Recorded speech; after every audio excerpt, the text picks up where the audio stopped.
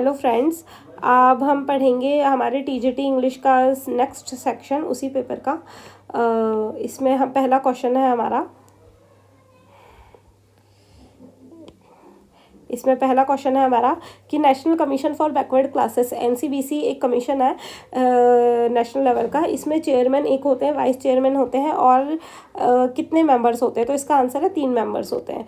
इसके अलावा हमारे और भी कई कमीशंस हैं जिनकी मैंने थोड़ी सी जानकारी निकाल के रखी है जो कि हमारे आगे पेपर्स में यूज़ हो सकती है। जैसे कि एनसीएससी कमीशन है शेड्यूल्ड कास्ट के लिए, एनसीएसटी शेड्यूल्ड ट्राइब्स के लिए, एनसीबीसी बैकवर्ड क्लासेस के लिए, एनसीडब्ल्यू वुमेन कमीशन के लिए, एनसीएम माइनॉरिटीज़ के लिए, एनएचआरसी ह्यूमन राइट्स कमीशन है, एनसीपीसीआर चाइल्ड राइट्स कमीशन है और ईसीआई इलेक्शन कमीशन तो सब जानते ही हैं और यूपीएससी को भी सब जानते ही हैं, पब्लिक सर्विस कमीशन। इसके अलावा एक फाइनेंस कमीशन भी होती है। तो अब इससे रिलेटेड कुछ इन्फॉर्मेशन देख लेते हैं। जैसे कि एनसीएससी, एनसीएसटी, एनसीबीसी, इन तीनों में ही ये तीनों कॉन्स्टिट्यूशनल है, मतलब कि किसी ना किसी कॉन्स्टिट्यूशन के थ्रू निकली हैं। ठीक है, ये कॉन्स्टिट्यूशनल बॉडीज़ हैं। तो इनमें एक चेयरमैन होते हैं, वाइस चेयरमैन होते हैं एक और 3 मेंबर्स होते हैं, तीनों में सेम है। ठीक है, इसके लिए करंट इन्फॉर्मेशन हमारे पास यह है कि एनसीएससी के अभी जो चेयरपर्सन है वो है किशोर मकवाना, एनसीएसटी के हैं अंतर सिंह आर्या, एनसीबीसी के हैं साध्वी निरंजन ज्योति। ये मार्च 2026 आई थिंक 26 है, maybe 20, we will search it later. तब से ही बनी हुई हैं। इसके अलावा कुछ स्टैट्यूटरी बॉडी भी होती हैं जैसे कि एनसीडब्ल्यू, एनसीएम, एनएचआरसी, एनसीपीसीआर।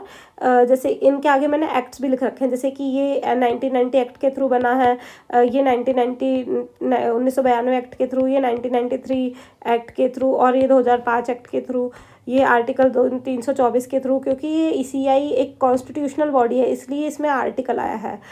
ठीक है, और यूपीएससी भी एक कॉन्स्टिट्यूशनल बॉडी है इसलिए भी इसमें आर्टिकल आया है। तो आर्टिकल के थ्रू जो बॉडीज़ बनती हैं वो कॉन्स्टिट्यूशनल कहलाती हैं और जो एक्ट के थ्रू बनती हैं वो हमारी स्टैट्यूटरी कहलाती हैं। ठीक है, तो इन सब में देख लेते हैं। जैसे कि एनसीडब्ल्यू में एक चेयरपर्सन, 5 मेंबर और एक सेक्रेटरी होते हैं। इसमें एनसीएम में चेयरपर्सन, वाइस चेयरपर्सन और 5 मेंबर होते हैं। ह्यूमन राइट्स, ये इंपॉर्टेंट है, ये आ सकता है क्योंकि इसका डिफरेंट है थोड़ा। ये 1993 एक्ट के थ्रू बना है। इसमें इतने लोग होते हैं, एक चेयरपर्सन होते हैं जो कि एक फॉर्मर सीजेआई होना ज़रूरी है उनका एलिजिबिलिटी। एक मेंबर होते हैं जो फॉर्मर एससी जज होते हैं, एक मेंबर होते हैं जो farmer high court chief justice होते हैं और 3 मेंबर होते हैं जो कि ह्यूमन राइट एक्सपर्ट के होने चाहिए। इसके अलावा एनसीपीसीआर में एक चेयरपर्सन और 6 मेंबर, ईसीआई में चीफ और 2 कमिश्नर, जैसे कि 1 चीफ इलेक्शनल कमिश्नर सीईसी जिन्हें कहते हैं, ये 26 नंबर के अभी चल रहे हैं, श्री गामिनेश कुमार, 2025 फरवरी से ये आए हैं और इससे पहले जो थे वो राजीव कुमार थे। इसके अलावा इलेक्शन कमिश्नर भी होते हैं 2, एक हैं जैसे कि सुखबीर सिंह सांधू और अभी जो चल रहे हैं, और एक दूसरे हैं जो डॉक्टर विवेक जोशी। ठीक है, इसके अलावा यूपीएससी जो है इसमें एक चेयरमैन और मेंबर्स होते हैं कई जो कि वेरी करते रहते हैं। ठीक है, और फाइनेंस कमीशन ये आर्टिकल 280 के उस पर बना है, एक चेयरमैन और 4 मेंबर के थ्रू। ठीक है, इसके अलावा इधर भी आर्टिकल दे रखे हैं, जैसे कि आर्टिकल 338 एनसीएससी उससे बना है, आर्टिकल 338 ए से एनसीएसटी और आर्टिकल 338 बी से एनसीबीसी बना है। ठीक है, ये हमने पढ़ लिया था यहाँ तक। नीचे आते हैं, एनसीडब्ल्यू में अभी विजय राहतकर है, ये 9th वन है। इसके अलावा जो हमारे एनसीएम है इसकी कहानी अलग ही है कि इसका अभी करंटली वेकेंट है, क्योंकि अप्रैल 2025 में इकबाल सिंह लालपुरा की जो टीम थी वो मतलब अब इस पोस्ट पर नहीं है, तो अभी ये वेकेंट चल रही है। एनएचआरसी के अभी अध्यक्ष चल रहे हैं हमारे जस्टिस वी.आर. सुब्रमण्यम, और एनसीपीसीआर जो कि चाइल्ड राइट्स कमीशन है उसके हैं वलेती प्रेमचंद करंटली, और यूपीएससी के हैं डॉक्टर अजय कुमार जो कि फ्रॉम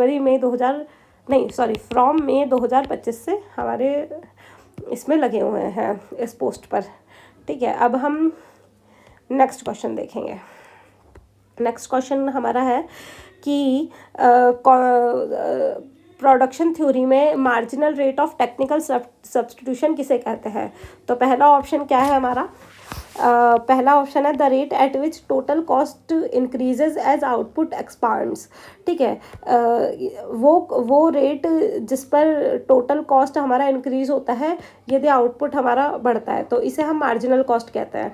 मतलब कि इनपुट में यदि हम मार्जिनल कॉस्ट यदि हम ज़्यादा देना तो आउटपुट भी बढ़ेगा उस हिसाब से। दूसरा ऑप्शन है हमारा, तो ये तो नहीं है क्योंकि इसे हम मार्जिनल कॉस्ट कहते हैं। The rate at which marginal cost, वह रेट जिस पर मार्जिनल कॉस्ट कम होता है with an increase in output. तो ये भी इनडायरेक्ट स्टेटमेंट है हमारा, क्योंकि इसके लिए और अच्छा हम कह सकते हैं कि ये रिलेटेड है इकोनॉमीज़ ऑफ स्केल से या फिर इंक्रीजिंग रिटर्न्स टू स्केल से रिलेटेड है। क्योंकि यदि हम किसी चीज़ का बल्क प्रोडक्शन करते हैं तो बेटर एफिशिएंसी होती है। किसी चीज़ को कि एक यूनिट बनाने में ज़्यादा हमें लेबर और ज़्यादा धन वो करना पड़ेगा, लगाना पड़ेगा बजाय उसका बल्क प्रोडक्शन करने की, तो ये उस पर आधारित है। तो बेटर एफिशिएंसी होगी यदि बल्क प्रोडक्शन करेंगे, इससे मार्जिनल कॉस्ट जो है हमारी कम हो जाती है। ठीक है, तो ये इसे कहना चाहता है। एक और ऑप्शन है, वो कह रहा है कि the rate at which a firm can substitute between two inputs while keeping output constant. मतलब कि हमें जितना आउटपुट निकल के आ रहा है किसी फर्म में वो तो कांस्टेंट रहेगा, और हम दो इनपुट्स को सब्सटीट्यूट कर सकते हैं। मतलब कि जैसे हम कहीं का रेंट दे रहे हैं या कुछ लेबर दे रहे हैं, तो दो टाइप के उसमें यदि हम सब्सटीट्यूट कर पा रहे हैं आउटपुट को बिना चेंज किए, तो ये चीज़ हमारी कहलाती है MRTS। इसे हम कहेंगे marginal rate of technical substitution. ठीक है, अब चौथा भी देख ही लेते हैं। तो ये कह रहा है कि the rate at which average variable cost varies with changes in fixed input. इसे हम और अच्छे से कहेंगे कि एवरेज वेरिएबल कॉस्ट है, इसका मतलब होता है cost per unit due two variable inputs. मतलब कुछ इनपुट्स होते हैं जो फिक्स्ड होते हैं, जैसे कि मान लो कहीं लैंड पर आप कुछ कर रहे हो तो उसका वो रेंट उसका फिक्स्ड रहेगा। वेरिएबल इनपुट चेंजेस जो होते हैं वो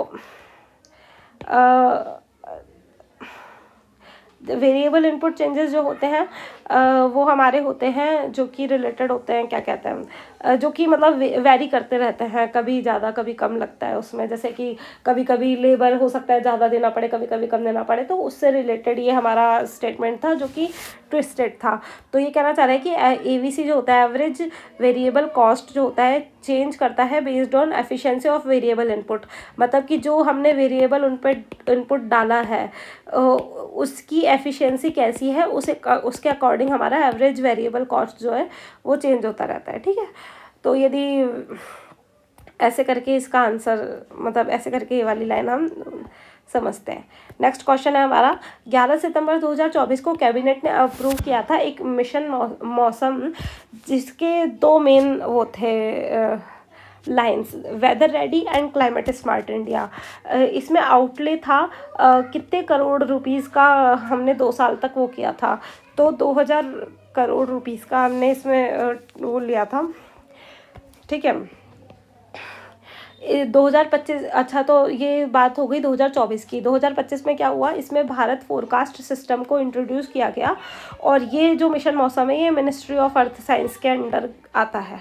ठीक है, तो क्या हमने इससे रिलेटेड कुछ और जानकारी इकट्ठा करी थी? नहीं, बस इतनी ही जानकारी थी हमारे पास। अब हम नेक्स्ट क्वेश्चन देखते हैं। ये कहता है कि मिनिमम नंबर ऑफ जजेस in a constitution bench of the supreme court of India कितने हो सकते हैं? तो सुप्रीम कोर्ट में, और सुप्रीम कोर्ट और हाई कोर्ट अलग अलग होते हैं पहली बात तो सुप्रीम कोर्ट में कॉन्स्टिट्यूशन जो बेंच होती है उसमें 5 मेंबर होने जरूरी हैं।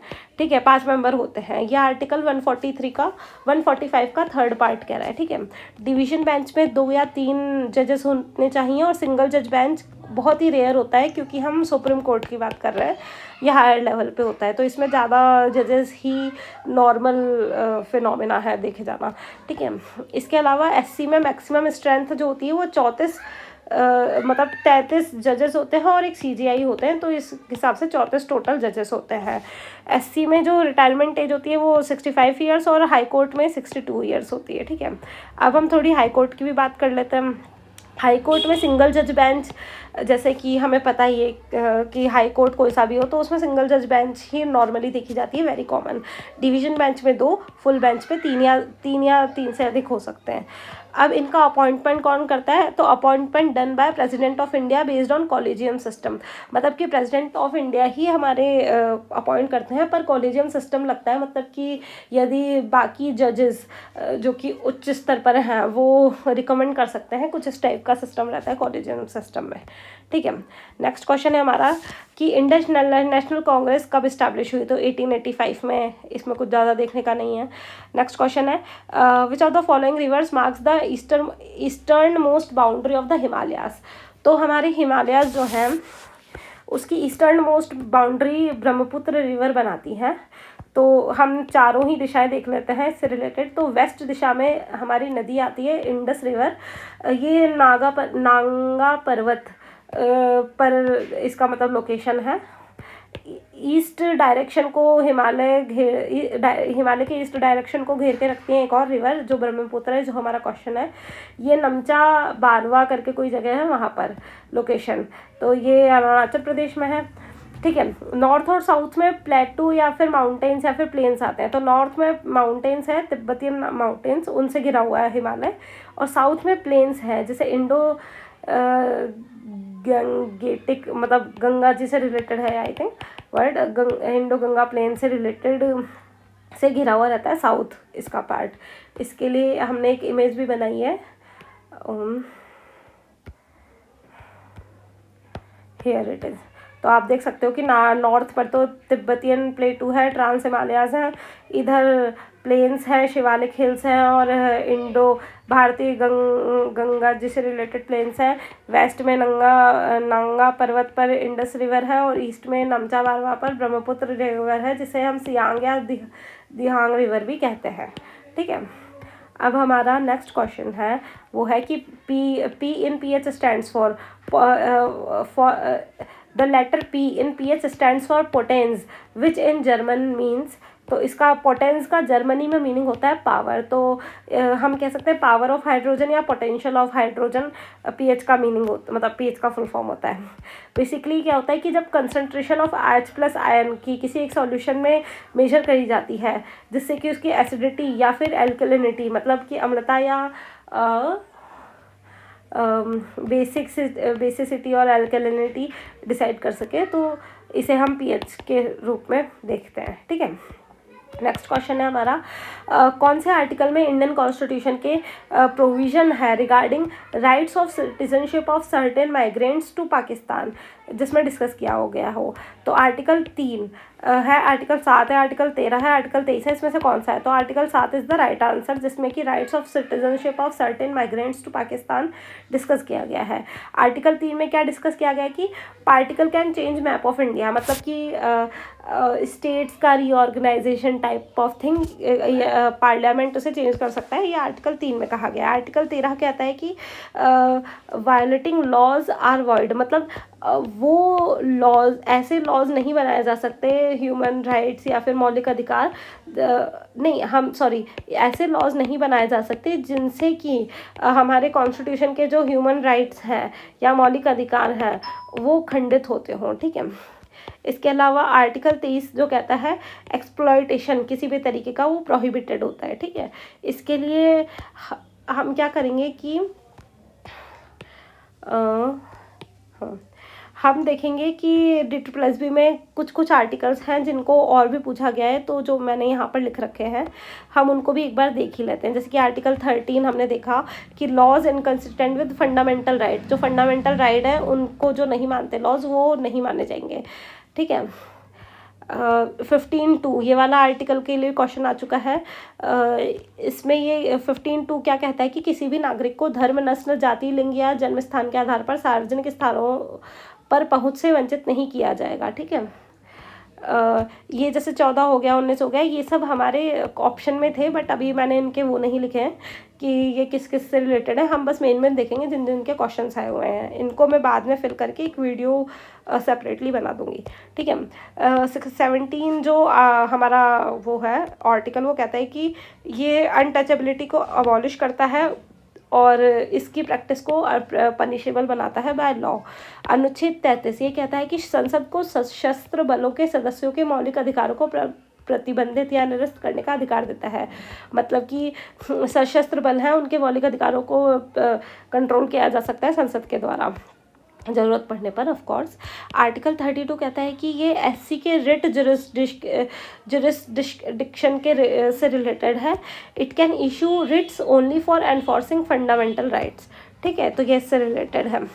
आर्टिकल 23 कहता है कि प्रोहिबिशन ऑफ एक्सप्लॉयटेशन, मतलब ह्यूमन ट्रैफिकिंग या बेगार जो होती है इसको प्रोहिबिट करता है। 29 का 1 ये भी आ चुका है question, right to conserve their distinct language, scripture और कल्चर। मतलब कि उनकी जो किसी भी व्यक्ति की जो भाषा है, स्क्रिप्चर है या कल्चर है, उसको कंजर्व करने का राइट 29 का पहला पार्ट, अनुच्छेद 29 का पहला पार्ट हमें देता है। पार्ट 6 ऑफ आर्टिकल 214 से 231 ये डील करता है provisions related to high court.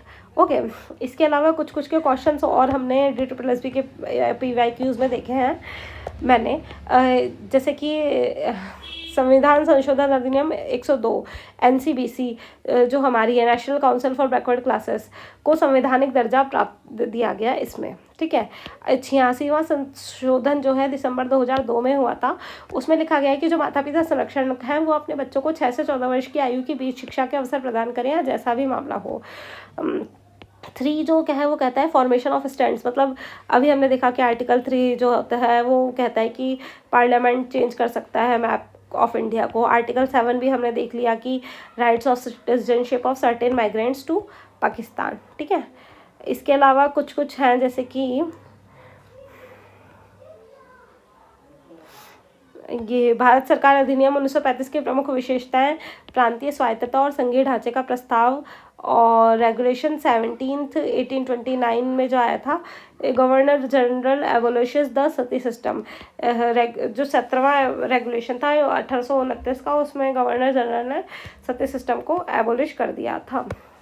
ठीक है, इसके अलावा ये इतने ही हैं अभी तक जो पढ़े गए, इसमें और हम ऐड करते जाएंगे और बताते जाएंगे। ठीक है, नेक्स्ट क्वेश्चन है हमारा, ये कहता है कि सेंट्रल इंस्टीट्यूट ऑफ हिंदी, केंद्रीय हिंदी संस्थान कहाँ लोकेटेड है, तो ये आगरा में है।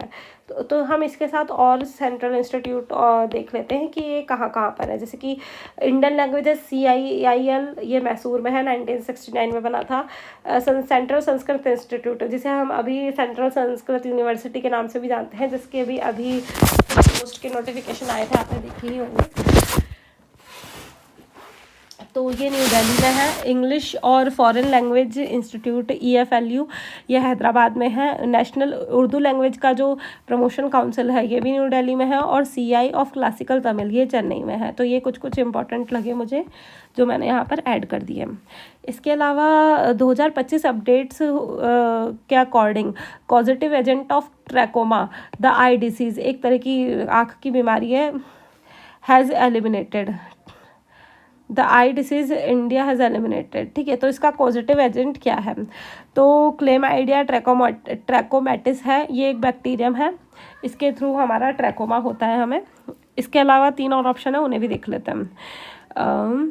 जैसे कि स्ट्रेप्टोकोकस न्यूमोनाई ये न्यूमोनिया करता है। और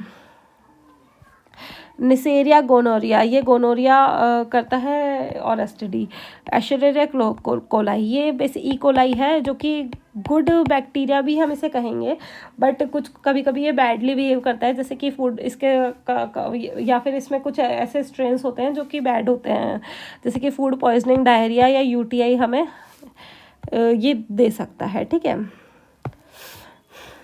ट्रैकोमा के अलावा ये हमें STD भी दे सकता है, ट्रैकोमेटिस, और जैसे कि chlamydia infection kind of STDs।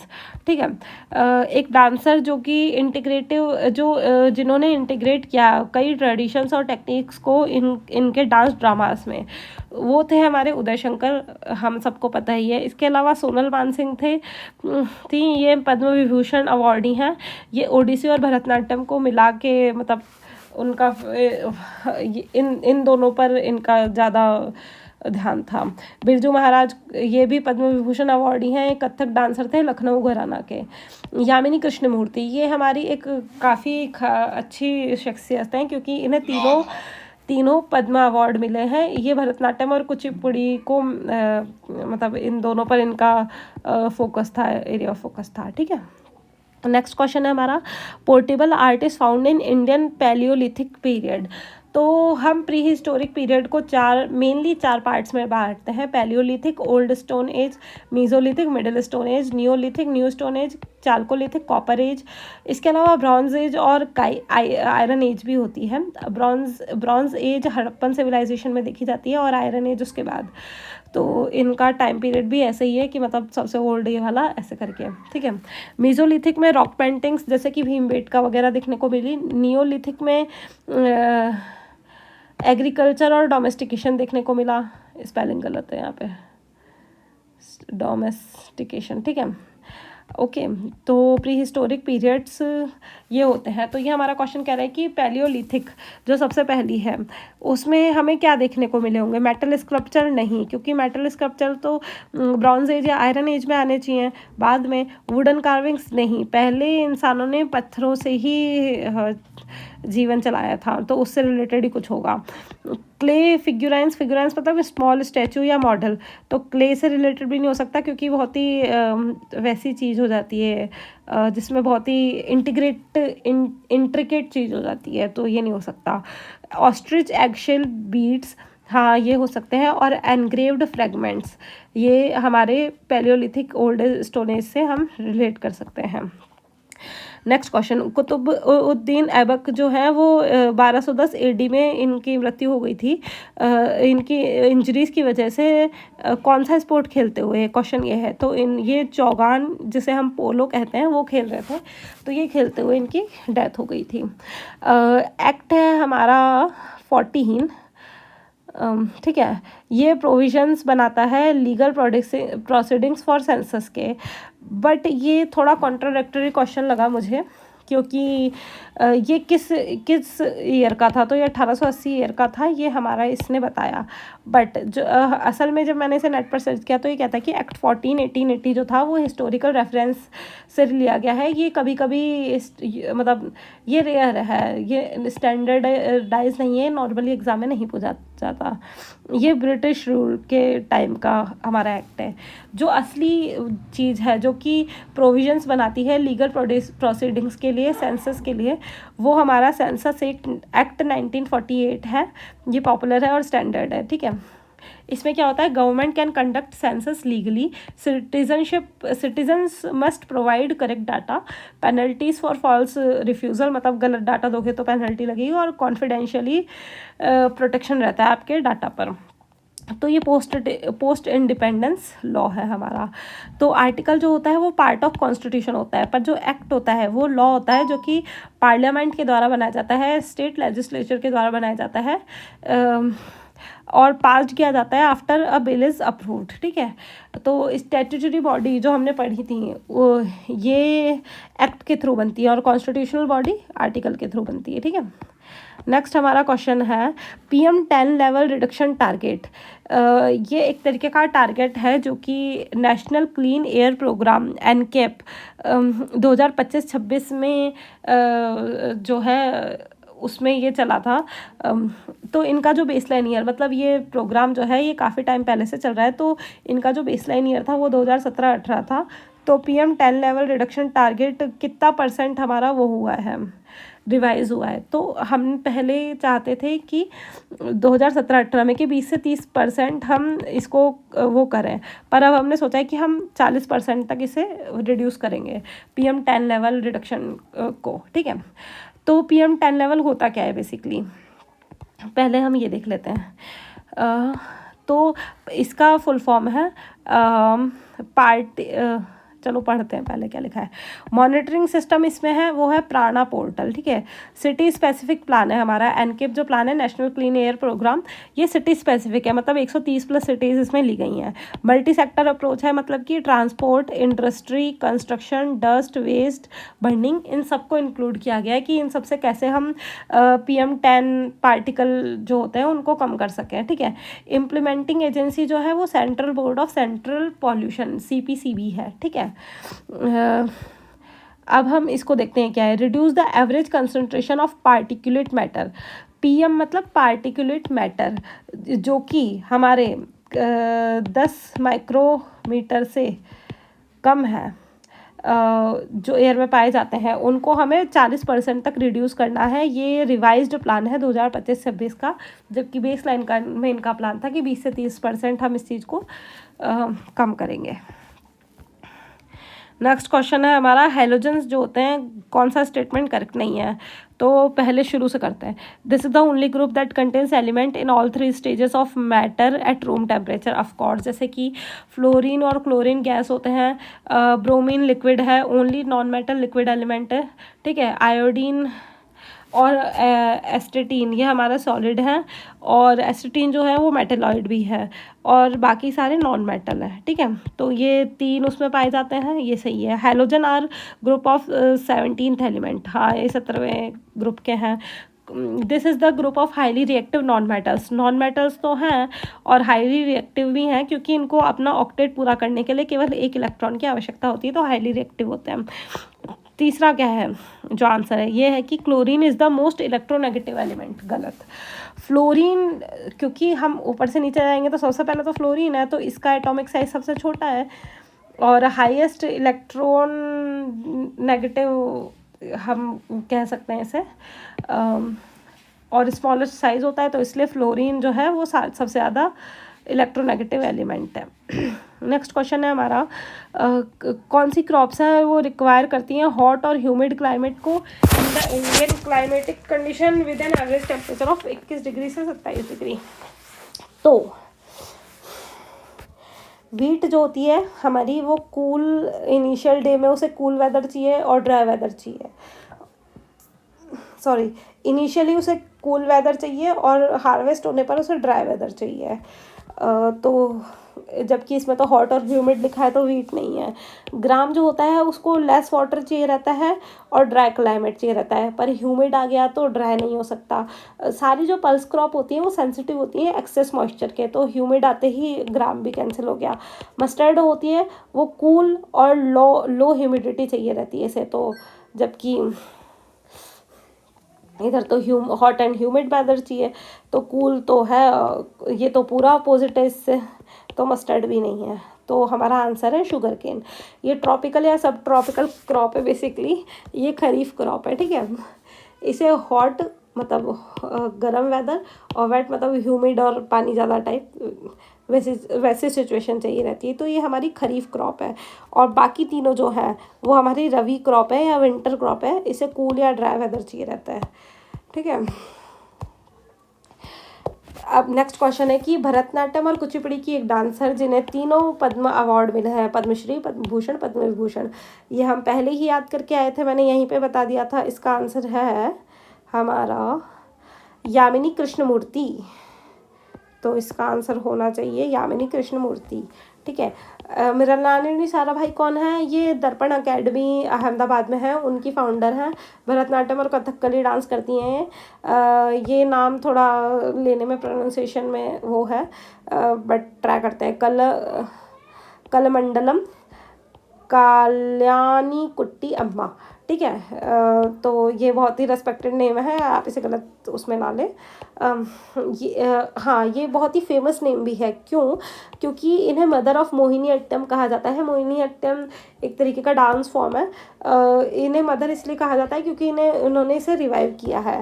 Shobana Narayan ये कथक करती हैं और ये IAS बैकग्राउंड से हैं, और इन्हें पद्मश्री भी मिल चुका है। तो हमने बाकी तीनों को भी डिस्कस कर लिया। 19वां क्वेश्चन कहता है the sum total of aggregate factor payments in an economy, मतलब ये है पेमेंट्स टू फैक्टर्स, जैसे कि फैक्टर जैसे कि लैंड हो गया, लेबर हो गया, कैपिटल हो गया, या एंटरप्रेन्योरशिप के उसमें चला गया, तो फैक्टर पेमेंट्स इन्हें कहते हैं कि पेमेंट्स के फैक्टर हो जाएं जो कि अलग अलग उसमें जाने हैं, ठीक है। तो इनका sum total of aggregate factor payments एक इकोनॉमिक में, जिसे हम नेशनल इनकम या नेट इनकम भी कह सकते हैं, इज़ इक्वल, ये बराबर होता है to the aggregate value of the output of final goods. तो ये पूछ रहा है कि ये जो लाइन है ये चीज़ क्या है, is equal to the aggregate value of the output of final goods, तो ये हमारा जीडीपी कहलाता है, ग्रॉस डोमेस्टिक प्रोडक्ट, मतलब total value of all final goods and services produced within a country in a given period, तो यहाँ पर आएगा हमारा जीडीपी। बाकी सारे ऑप्शंस भी देख लेते हैं। Net income, of course national income या net income kind of same होते हैं, पर आप जब इकोनॉमी में बहुत अंदर जाकर देखेंगे तो ये दोनों अलग अलग है। एक income earned bye all factors, जैसे कि labour, land, capital, after adjustment, तो उसे हम नेट इनकम कहेंगे। जैसे कि तो जीडीपी नॉर्मली जो होता है वो लगभग बराबर होता है नेशनल इनकम या नेट इनकम के, ठीक है, आफ्टर एडजस्टमेंट के। इक्विलिब्रियम इनकम क्या होती है? The level of income where aggregate demand और एग्रीगेट सप्लाई, मतलब जितनी डिमांड है उतनी ही सप्लाई हो रही है, तो इसे हम इक्विलिब्रियम इनकम कहेंगे, ठीक है। इसके बेसिस पर हम देखें तो यदि एग्रीगेट डिमांड ज़्यादा है और एग्रीगेट सप्लाई कम है तो शॉर्टेज हो जाती है। ऑफ कोर्स टमाटर की डिमांड बढ़ जाएगी और सप्लाई कम हो जाएगी तो शॉर्टेज हो जाती है, जिससे कि प्राइस बढ़ जाते हैं। वैसे ही यदि डिमांड कम है और क्या कहते हैं सप्लाई ज़्यादा है, तो सरप्लस अमाउंट में टमाटोज का ही एग्जांपल लें तो वो ज़्यादा हो जाता है, तो प्रोडक्शन इससे फॉल हो जाता है। यदि एडी और एएस बराबर होते हैं तो इक्विलिब्रियम आ जाएगा। एग्रीगेट डिमांड हमें पता ही है, total demands for goods and services in an economy, of course इसका फॉर्मूला भी है, हालांकि आता नहीं है बट अब ऐसे ही लिख दिया है मैंने।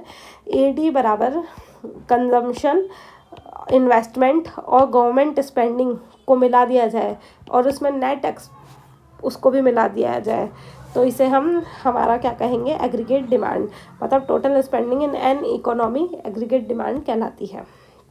Next, what is technical efficiency in production theory concerned with? Of course this is a question for which I couldn't get the answer because according to the whole internet, minimizing wastage of inputs to produce a given level of output, इसे हम technical efficiency कहेंगे, जो कि question पूछ रहा है। जबकि answer हमारा दिया गया है कि मैक्सिमाइजिंग, मतलब आउटपुट को मैक्सिमाइज करना by employing the least combination of inputs, मतलब कि जिससे इनपुट में सबसे कम पैसा लगे और आउटपुट बहुत ज़्यादा आ जाए, तो ये चीज़ हमारी इकोनॉमिक एफिशिएंसी या कॉस्ट एफिशिएंसी कहलाएगी या एलोकेटिव एफिशिएंसी कहलाएगी, ना कि technical efficiency according to the internet. I don't know the answer because I am not from the economy background. If anyone knows the answer for it correctly tell me. Okay, minimising, next option देख लेते हैं। Minimising fixed cost, मतलब कि जो fix cost रहती है उसको minimise करना ऑप्टिमल रिसोर्स एलोकेशन के थ्रू, ये कॉस्ट ऑप्टिमाइजेशन के क्लोजर टर्म हम कह सकते हैं इसे।